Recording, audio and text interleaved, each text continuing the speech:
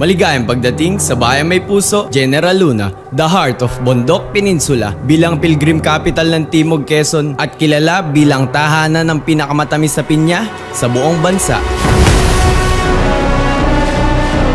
Ating tunghayan ang kamanghamanghang Tikboy Festival where hango sa matandang tradisyon na buhay na kubol. Ito'y maselang binuo mula sa iba't ibang bahagi ng niyog.